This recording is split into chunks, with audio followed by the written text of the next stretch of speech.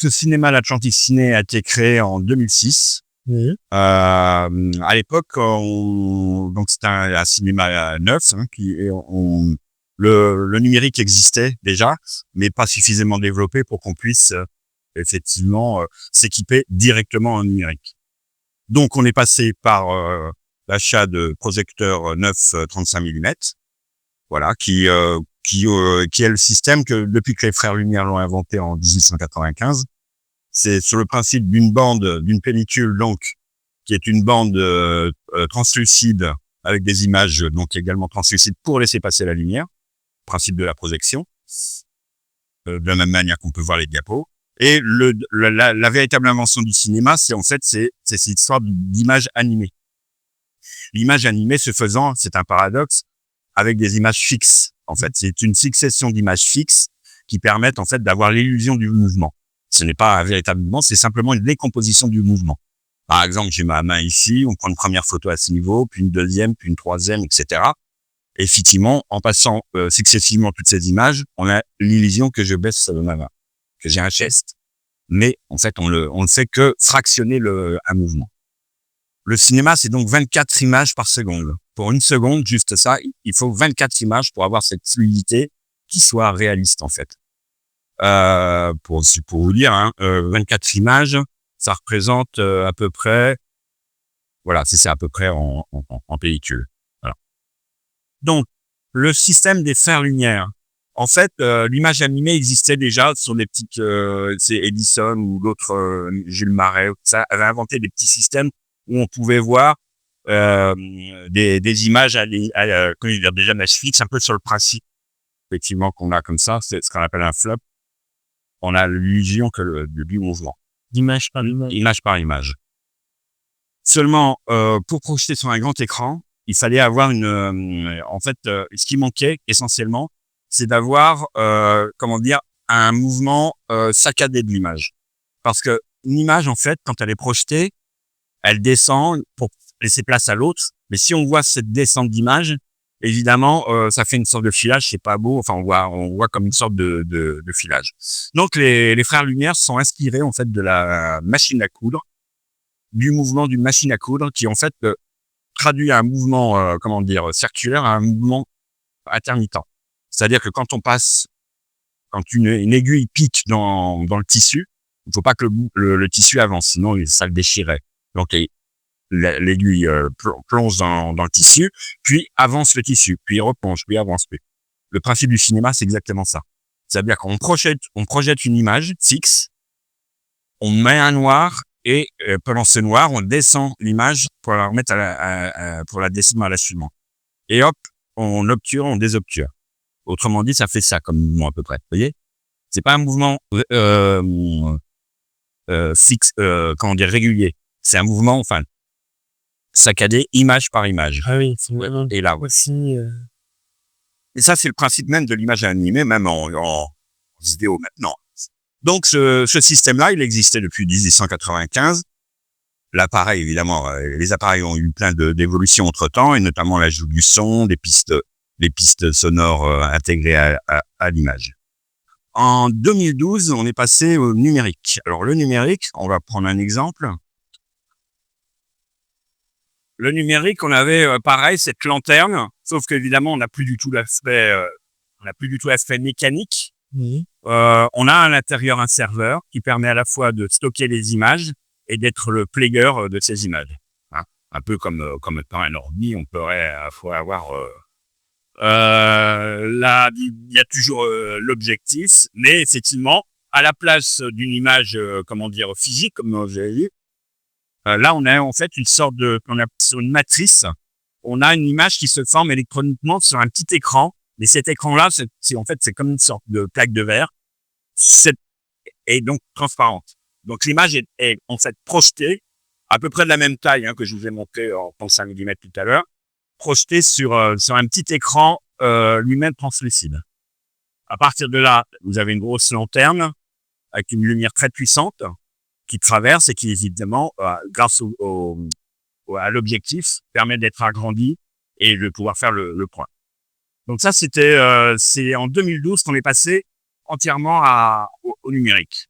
Et il y a depuis 2 ans, on s'équipe. Alors ça, c'est la première génération de numérique avec une lumière encore au type xénon. D'où le bruit de l'extraction parce que ça chauffe énormément. Hein, pour vous montrer, les lampes xénon, c'est des choses qui sont comme ça, là. J'en ai une disponible. Non, j'en ai pas de dispo. Ça fait chauffer à 50 degrés, 60 degrés. Voilà, disons que non, c'est quasiment au bord de la fission. Donc s'il y avait pas cette comment dire extraction en 20 secondes, ça pète tout. Ah oui. Donc en fait ces lampes là, nous avons fait une. Alors c'est des lampes qui coûtent très cher. Quasiment 1 000 € l'unité. Ah oui. Et elle dure 2 mois. C'est vrai que ça dure pas longtemps. Hein.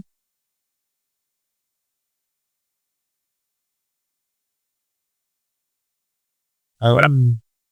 Donc ça, c'est des lampes qui sont donc très chères, comme je vous ai dit, c'est à peu près 1 000 € l'unité.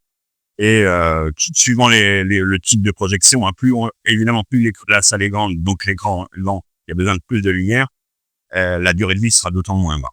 Voilà. Donc, entre 2 et 3 mois pour une lampe au xénon. Donc, à l'issue de ça, donc c'est effectivement très, très onéreux. Il y a 2 ans, on est passé toujours numérique, mais en laser. Ah oui. Et donc, et là, ça fait beaucoup moins de bruit. Parce que le laser, c'est une lumière froide. Donc, il ne nécessite pas un refroidissement tel que on l'avait sur les lampes xénon. Donc ici, il y a quand même une petite ventilation parce que ça reste de l'électronique, hein, faut quand même un peu ventiler. Mais là, on voit que c'est tout à fait autre chose. Et sinon, le principe reste le même. Il y a un serveur à l'intérieur qui nous permet de stocker les films et après de les diffuser sur l'écran. Voilà. C'est vraiment la dernière génération. C'est la dernière génération, effectivement. Alors, vous posez la question. Avant ce Barco-là, c'est le plus gros, hein, parce que c'est pour la plus grande salle. Il fait 40 000 lumens. Ah oui. 40 000 lumens, c'est minimum pour une salle ou... Ah non, après, vous avez les petits lasers sont à 15 000 lumens, je crois. Ouais. Ça n'a pas besoin suivant la taille de la salle, il y a la taille de l'écran, en fait, à couvrir, parce que, évidemment, ça, c'est pour l'aspect, donc, des projecteurs. Je vous ai montré. Nous avons le son, ici, tout ce qui est son, et qui est, un décodeur qui nous permet après de passer sur des amplis. Mais les amplis là sont derrière l'écran. Après pour diffuser dans les salles. Oui. Je peux vous montrer. Là, c'est des amplis où on est en 7.1, c'est-à-dire qu'on a 7 sources différentes. On a du son sur la gauche, sur le centre, sur le droit, derrière l'écran. Les ambiances à gauche, sur le côté, et les ambiances à droite sur la droite. Oui, j'ai dit que votre écran, il était pour sonore pour laisser passer. Et tout à fait. Pour exactement. Le gros du son vient quand même de derrière l'écran. On pourra passer et voir derrière l'écran, d'ailleurs, si vous voulez. Mais vous avez également je sais pas si on les voit bien d'ici, mais des haut-parleurs sur les côtés. Ce qu'on appelle les ambiances. Et ça, on parle de son 5.1, c'est quand il y a gauche, centre, droit, ambiance gauche, ambiance droite. Donc 5 sources. Donc 5 amplis. Il faut 5 amplis parce que c'est 5 sons différents. Le 7.1, c'est une petite évolution. Au lieu d'avoir simplement des ambiances gauche, on a des ambiances gauche avant et ambiance gauche arrière. Donc ça fait, multiplié par 2, ça fait 2 en plus, donc 7. On a une salle Atmos où là, on est en quasiment, c'est quasiment 50 amplis, 50 sources différentes. Je vais vous montrer la différence d'amplis.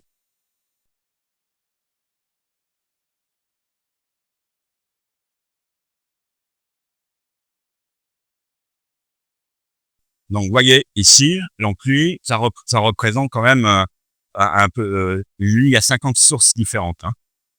Alors, parce que je sais pas si on va pouvoir le voir d'ici. Il y a des haut-parleurs. Il y a plus de haut-parleurs sur les côtés déjà, sur chaque côté, et chaque haut-parleur a sa propre source sonore. S'il y a un bruit qui tourne, on a la sensation de tourner en même temps. Et en plus, il y a 16 haut-parleurs supplémentaires au plafond.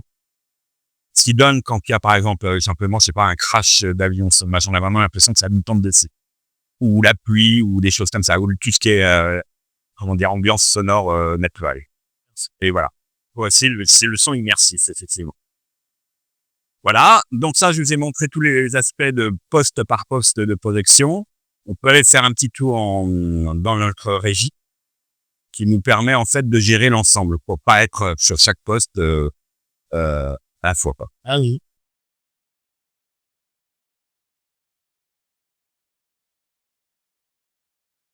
Ici même, c'est la régie de projection. On a un poste, enfin plusieurs d'ailleurs, comme vous pouvez le constater.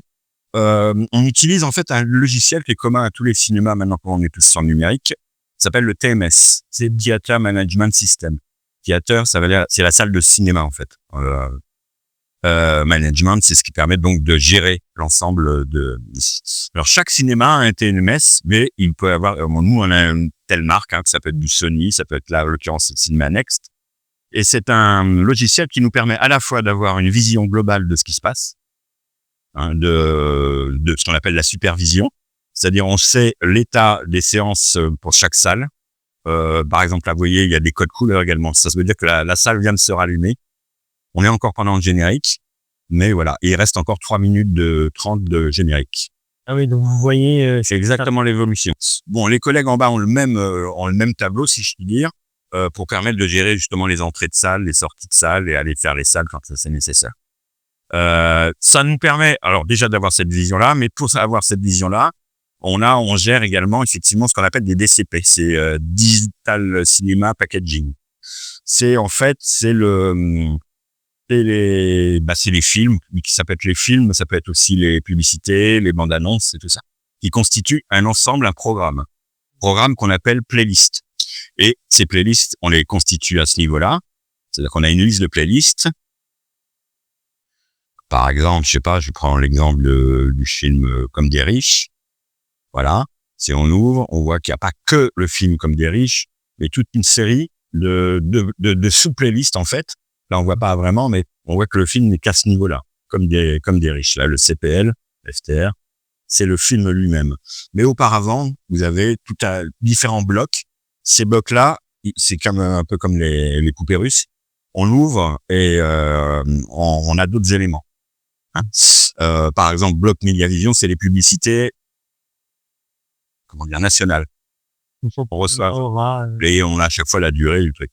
Le bloc FA, c'est le bloc où on met toutes les bandes annonces, les films annonces, etc., jusqu'à arriver, vous voyez, ça fait quand même quasiment une demi-heure, 30 minutes avant d'arriver au film lui-même.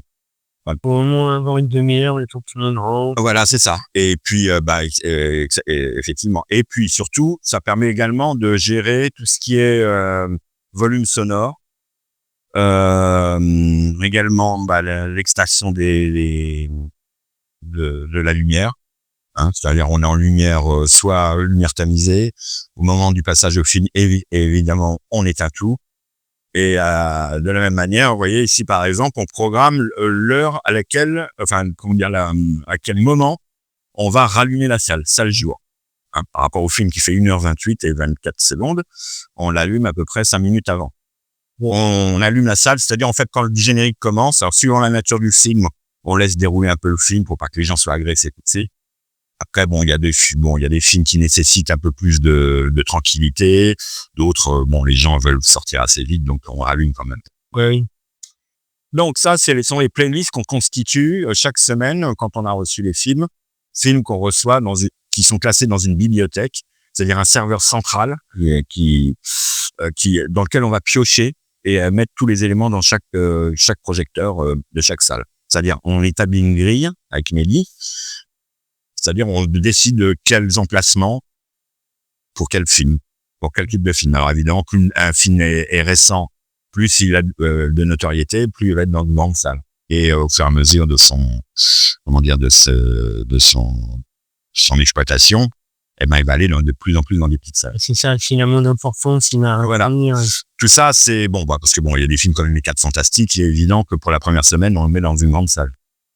Et puis après, effectivement, il y a d'autres films qui vont aller dans les plus petites salles. Donc, une fois qu'on a établi cette en fonction effectivement de l'importance supposée des films. On transcrit sur un autre niveau. Voilà. C'est une transcription simplement. C'est l'outil de programmation qui nous permet en fait d'aller piocher dans un stock de playlists qui sont préalablement faites. Par exemple ici, là on voit l'intérieur, tu vois, on voit vraiment tout l'importance. Les 4 Fantastiques, il n'est que là, et là il y a tous ces éléments avant d'arriver au film. Ah oui, il y a tout le codage. Voilà. Et donc par exemple 4 Fantastiques, il est annoncé à 14h, mais on le sait démarrer à 13h30 pour que à 14h et quelques 3 le film commence véritablement. Oui. Donc tout ça, on le programme semaine par semaine, ce qui nous permet d'une part de lancer automatiquement le film, mais également d'aller voilà, tout est bleu, mais souvent quand on commence à remplir cette espèce d'agenda là, on voit que on a un message comme quoi, et ça s'affiche en rouge, comme quoi le contenu manque. On sait que d'accord, vous voulez le passer le Cap Fantastique dans la une, mais on n'a pas le contenu.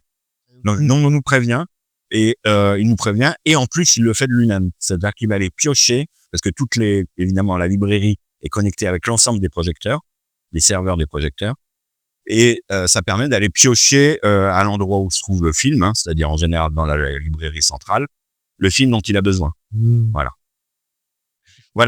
Donc en fait, ça nous sert à tout ça. La bibliothèque, c'est les contenus en eux-mêmes. Hein. Vous voyez, ça c'est tout ce qui est long métrage. Voilà, on a tout un stock. Et après, on peut voir effectivement, il se trouve l'emplacement librairie orchestra, la librairie, et il se trouve dans la salle 2 et la salle 4. Oui, il y en a toutes les modifiables. Voilà. Alors évidemment, on pourrait, on n'envoie pas les films dans tous les projecteurs. On pourrait se dire comme ça, c'est une sécurité, sans change de salle un peu rapidement. Simplement, suivant les types de projecteurs, et notamment les plus anciens, ils ont beaucoup moins de capacité. Il faut savoir qu'un film, c'est à peu près 300 gigas. C'est pas les 12 gigas d'un DVD. Donc, les librairies, les serveurs de chaque projecteur. Enfin, pour les plus anciens, c'est tout juste 2 Tera. Donc, au bout de 4-5 films, c'est bon, on n'a plus de place. Oui, c'est ça. Donc, il faut essayer voilà. Donc, c'est pour ça qu'on ne les charge pas tous et qu'on a une librairie centrale pour les stocker, par contre, là, qui fait 12 Tera. Donc, on a de quoi les stocker. Okay. Voilà. Donc, vous êtes seul à travailler en tant que projectionniste ou il y en a plus? Alors, moi, je suis responsable technique et projection de l'ensemble. Hein. Donc, je gère effectivement les équipements, l'entretien, la maintenance et tout cela. Et aussi en dehors de ce qui est extra cinématographique, c'est-à-dire quand on accueille des réalisateurs ou quoi, tout l'équipement son qui permet de pouvoir les interviewer et compagnie. Et puis à côté de ça, j'ai un collègue projectionniste attitré qui lui me seconde. Et ensuite on a 2 personnes en fait, une en intérim et un autre qui a en fait qui a un poste mixte entre ici et en bas. Ah oui. Voilà. Et j'avais une question, les LED rouges qu'il y a sur les marches, quand le film est en route, s'éteignent ou alors? Non, elle reste allumée pour une question de. Alors il y a une question de sécurité, mais il y a rien d'obligatoire. Hein. Mais c'est aussi pour le confort des gens qui arriveraient un peu en retard pour voir les marches, quoi, parce que sinon. Ça dit grosse gueule en bas. Voilà. Non, mais elle se voit pas quand on est assis. Une fois assis, on voit plus les marches. Ah oui.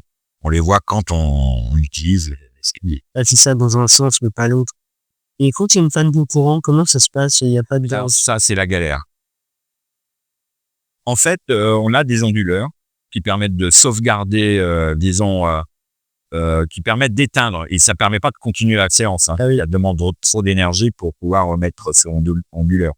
Mais en revanche, ça permet d'éteindre proprement. Ça le maintient.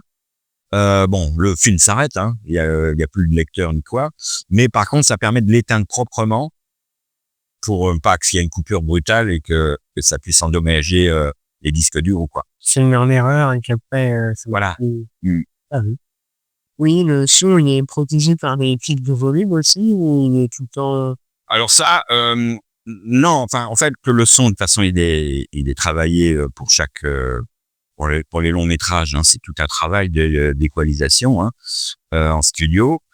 Il y a des références, il y a des normes, ils doivent pas dépasser tant.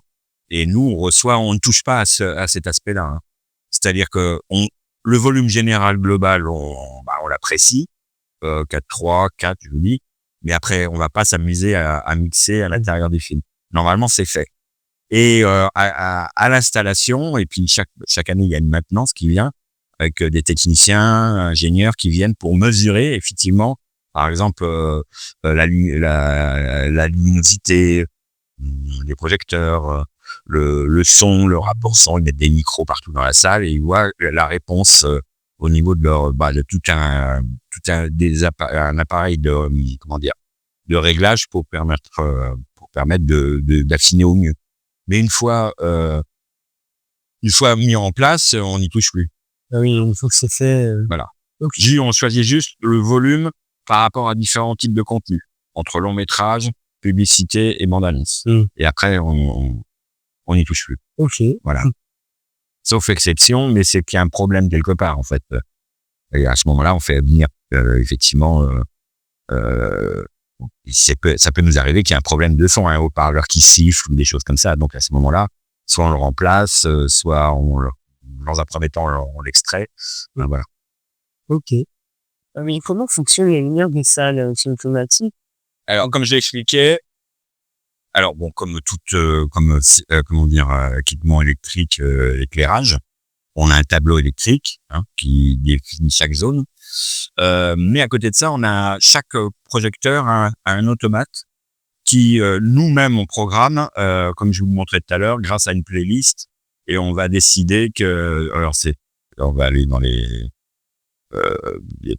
plutôt playlist. Qu'est-ce que non, playlist, ouais. On va mettre les temps cop. Éditeur. OK. Et là, vous voyez, parce qu'on a des automations, les macros, qui nous permettent, c'est des fonctions, hein.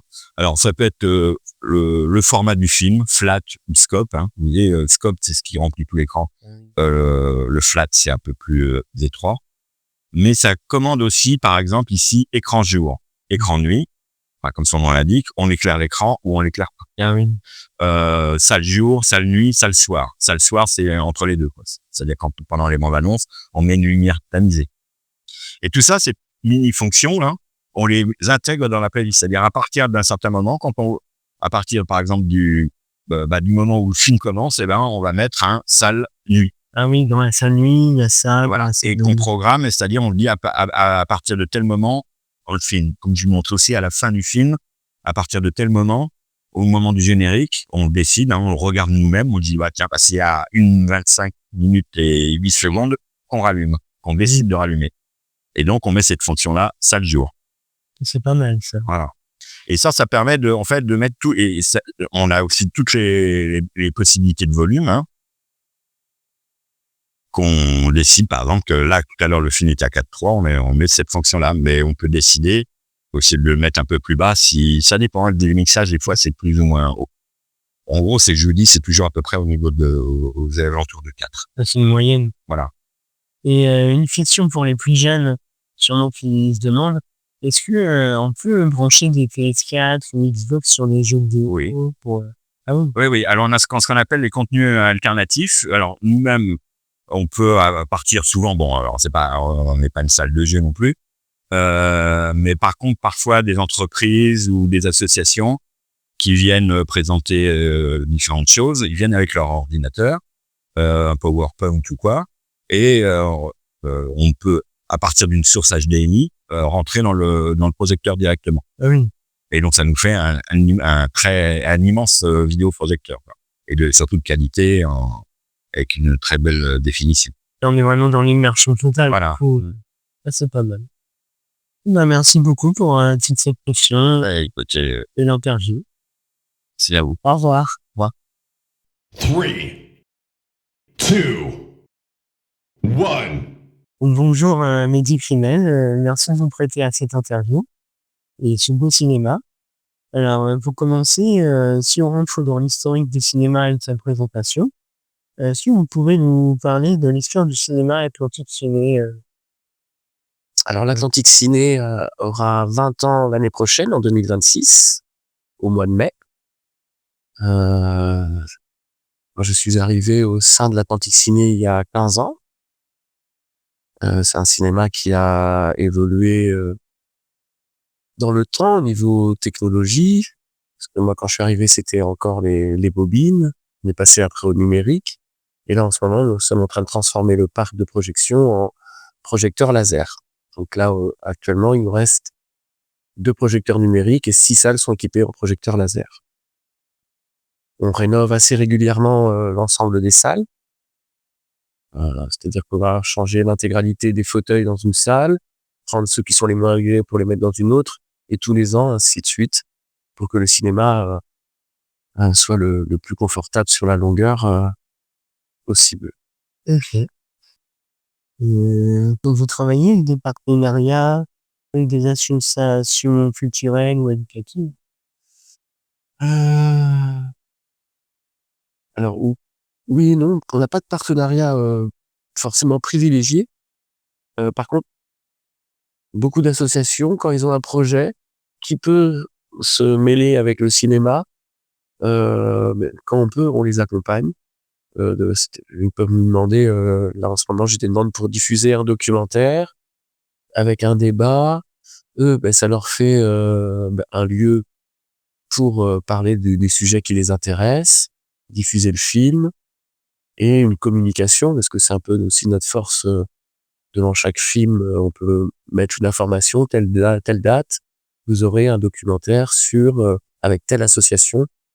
L'autre jour, c'était l'association de skate de Saintes, qui avait emmené les rampes sur le parking et qu'on fait des démos de skate, et on diffusait un film, un premier film aussi d'ailleurs, qui s'appelait Oli, qui était un très, très beau film sur le skate, différent. Et voilà, c'est plutôt des partenariats en fonction des rencontres et des demandes de chacun. Oui, ça permet de voir des nouvelles choses en dehors un peu du cinéma, tu peux répondre dans le contexte. Ça permet de diversifier et de mélanger les publics et l'offre. Et vous êtes combien au total dans le cinéma? Alors on est 8 CDI et puis quelques intérimaires qui complètent sur les soirées, week-ends, vacances, remplacements. Bien vu. Est-ce que vous avez des anecdotes intéressantes ou des souvenirs marquants liés au cinéma à Saintes? Pareil, je vais revenir à Albert Dupontel. La première fois que Albert Dupontel est venu à Saintes, c'était pour le film 9 mois ferme. Et c'était un immense honneur. Enfin, c'est un réalisateur, acteur que tout le monde adore tous. Et ça avait été une rencontre géniale avec le public qui était aux anges. Et après le film, il était resté dans le hall avec tout le monde. Il y avait 300 personnes dans le hall autour de lui et qui discutaient avec lui, qui prenaient des photos. Enfin, c'était un moment génial, suspendu. Et après, je l'ai accompagné à l'endroit où il dormait. On a dîné en fait en tête-à-tête à 23h30 minuit, Ah oui. autour d'un bon verre de vin rouge. Et j'étais face à pour moi, un des grands réalisateurs français. Donc c'était, je sais que quand je suis rentré chez moi après, j'arrivais pas à dormir. Enfin, là, je disais, j'ai beaucoup de chance. Une bonne célébrité comme ça se trouve pas, quoi. C'est ça. Quelles célébrités sont déjà venues dans ce cinéma? Et beaucoup, on a la chance dorénavant d'avoir une dizaine d'équipes, je dirais, dans les meilleures années, 20, mais entre 10 et 20 équipes de films par an. Ce qui n'était pas le cas au début. Quand je suis arrivé, les premières années, les personnes venaient ici à Saintes. On n'était pas très bien considérés, on faisait pas partie des cinémas où les artistes se déplaçaient. Et quand ça a commencé, les distributeurs de films, les producteurs et acteurs réalisateurs ont vu que, en fait, c'était bien accueilli. Et puis on est sur l'axe Bordeaux-La Rochelle. Et donc, il y avait quand même un intérêt de faire une petite halte dans ce cinéma. Et à partir de ce moment-là, on en a eu beaucoup. Alors les plus marquants pour nous, ça serait Albert Dupontel qui est venu 4 fois défendre chacun de ses films et même faire là c'était exceptionnel. 1 an avant la sortie de Au revoir là-haut, il a montré donc je devais inviter une centaine de personnes sans leur dire ce qui allait se passer et il leur a diffusé le premier montage de Au revoir là-haut qui sortait 1 an après. Et à la fin, il est venu rencontrer le public.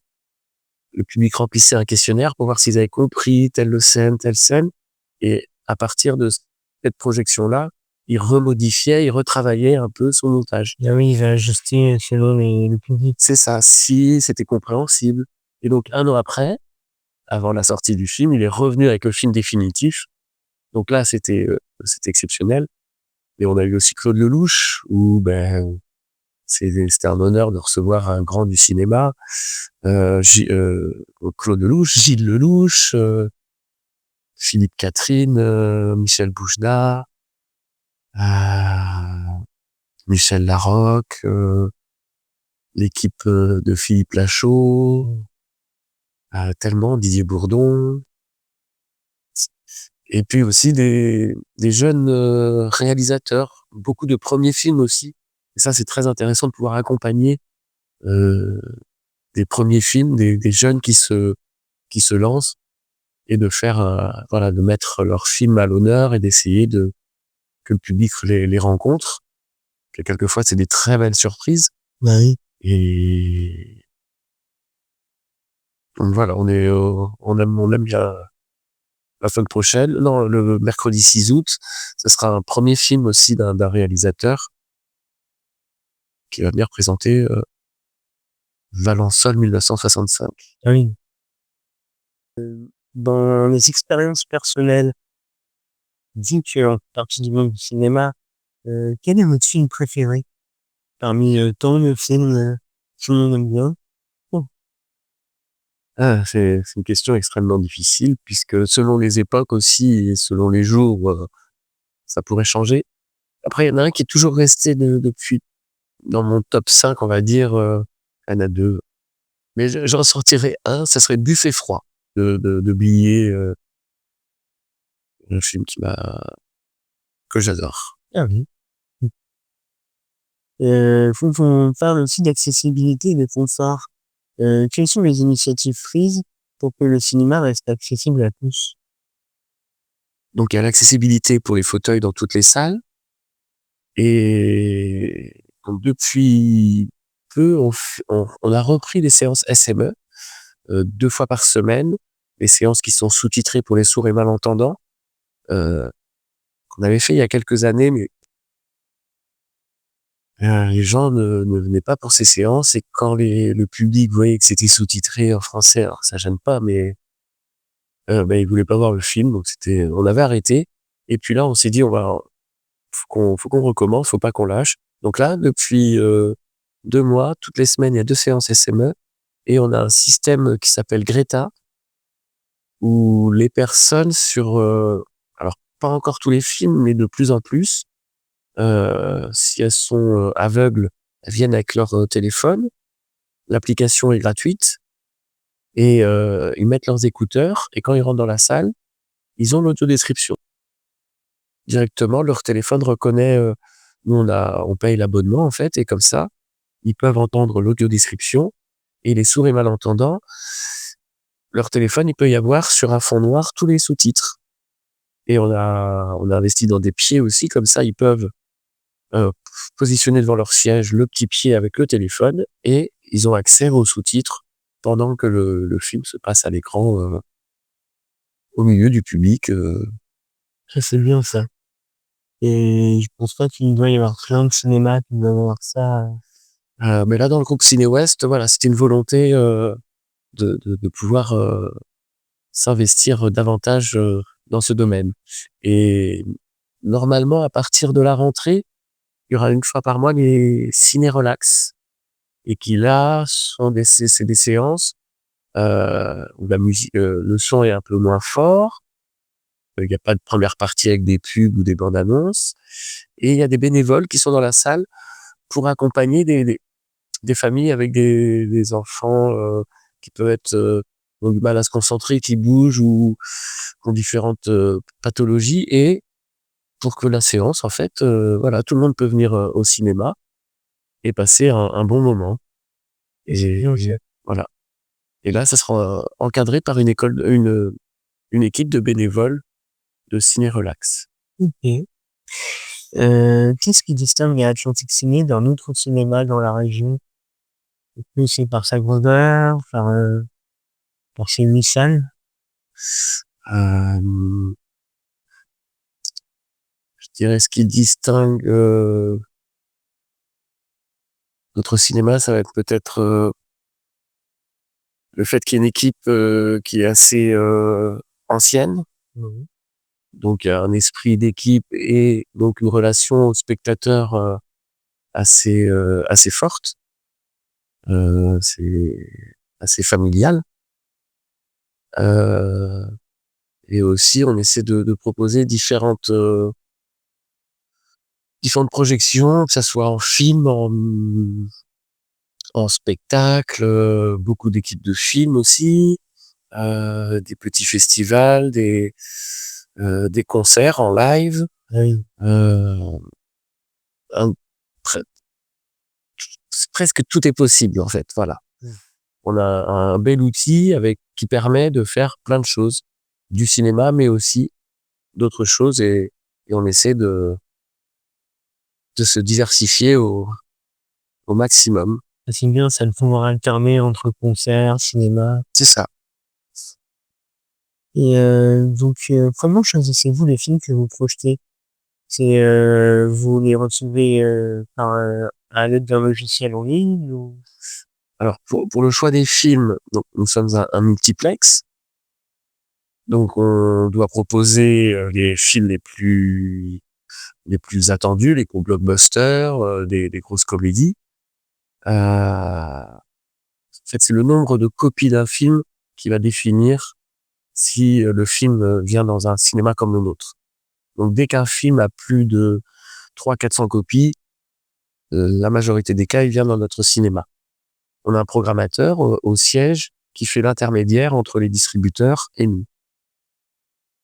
Et ça, c'est pour la majorité des films. Et nous, après, on a aussi envie quelquefois de défendre des films un peu plus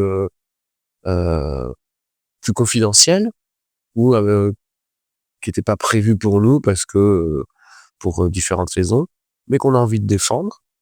Et là, on va se positionner, on va essayer d'aller les chercher pour proposer d'autres choses aussi. Et tout ça en concertation avec le cinéma Art et Essai qui est en centre-ville, il y a le cinéma Le Gallia. Et donc quand eux ils veulent un film, on leur laisse. Voilà, on discute, on veut pas se faire concurrence. Et ça se passe très bien comme ça depuis toujours. Et le cinéma à Saintes a toujours coexisté comme ça. Voilà. Ah. On se partage les films en bonne entente. C'est ça, du moment qu'il y a l'affaire règne, comme on dit, il faut. Et une dernière question, dans les retours des spectateurs, comment prenez-vous en compte les retours et les suggestions de vos spectateurs, aux avis? On essaie, on est à l'écoute. Souvent, ça se passe plutôt par les réseaux sociaux ou en direct, ou ils peuvent envoyer des mails. Et on essaie, quand c'est possible et que ça a du sens, de répondre à leur demande. Ça peut être sur la VO, par exemple. Il y en a qui trouvent qu'il n'y a pas assez de VO. Alors, beaucoup de gens ne veulent pas voir les films en VO. Alors, on essaie de faire le juste milieu. Il y a quelques séances toutes les semaines. Après, sur les programmations de films aussi, certains, ah oui, vous allez passer ce film-là, il n'est pas prévu. Mais si on peut, s'il y a une petite place, pourquoi pas, enfin, et si la demande est répétée. Donc, oui, faut être à l'écoute. Et répondre favorablement si c'est possible. Ben oui. Quels sont vos principaux défis auxquels vous avez été confrontés actuellement? Hem, il y a les défis, il y a différents défis. Le vieillissement du bâtiment, c'est un défi puisque 20 ans, dire qu'il faut quand même l'entretenir, donc les salles, la projection, mais aussi, l'année prochaine, ça va être toutes les toilettes qui vont être faites. Ça paraît peut-être, dérisoire, mais c'est important et c'est des gros travaux. Donc pour que toujours le cinéma puisse, être un lieu, de confort et d'expérience, cinématographique, unique. Heu et après dans les autres défis, c'est de retrouver le public aussi. Parce que suite, au Covid, ça a été très dur pour que le public revienne au cinéma. Il a fallu des années et c'est jamais revenu comme avant, mais l'année dernière, ça commençait à les spectateurs retrouver l'envie et la passion de voir un film dans une salle et non pas dans leur salon. Parce qu'au bout d'un moment, ils ont vu aussi que c'était pas pareil, de vivre un film, avec d'autres personnes, et dans des conditions, de très bonnes conditions, des écrans, de très grands écrans, des systèmes son, de qualité. Donc ça, c'est un défi de conserver ce public et c'est pour ça qu'il faut faire beaucoup aussi d'animation, au niveau de la communication aussi, et au niveau de l'accueil, c'est très important. C'est un défi de chaque jour, Bah oui. et qui est intéressant. Et je vois, vous avez du personnel à l'accueil très gentil, très souriant. Et c'est un vrai plus pour le cinéma. Ah, c'est presque, c'est indispensable. Bah oui. C'est ce qui permet d'avoir une relation vraiment, humaine. Voilà, nous, on veut pas mettre des machines partout. Alors, il y a des bornes, hein, pour, quand il y a beaucoup de monde en caisse, mais le rapport, à humain est très important et les gens nous demandent des conseils sur les films, et on connaît beaucoup de nos spectateurs puisque c'est vraiment, un public, qu'on a fidélisé. Mmh. Et donc dans ce dernier sous-titre, est-ce que vous avez des exemples, de changements apportés suite à un retour du public? Sur la VO, à force qu'il y ait de la demande, même si quand il y a des films en VO, des gens ils disent: «Ah ben non, on n'y va pas», mais on essaie d'en faire un peu plus, qu'auparavant. Parce que c'est important et maintenant chez les jeunes, c'est devenu heu, ils sont plus habitués à Mmh. voir des films en VO. Donc on essaie d'accompagner malgré tout heu, ce phénomène. Après, de manière concrète, non, c'est plus sur des programmations de films où, quand j'ai 1 mail, 2 mails, 3 mails sur un film, je dis: «Bon, OK, il se passe quelque chose, ils veulent le voir, on va essayer de le proposer» et si c'est au Gallia, on leur dit: «Mais oui, il va être diffusé au Gallia». Et après vous pensez à quoi, sinon? Comme enfin, dans quel genre de suggestion des spectateurs? Je pensais par exemple si un spectateur, se plaignait parce qu'il y avait, trop de chaises, pour handicapés ou s'il y a eu des modifications de sièges, de hauteur aussi pour les enfants. On Ah non, n'a pas eu? ça là-dessus, non, ce genre de choses, non. Ah OK. Bon et tout est bien alors. Ouais, merci beaucoup pour, toutes ces questions et réponses. Merci à vous. Au revoir. Bonne continuation. Au revoir.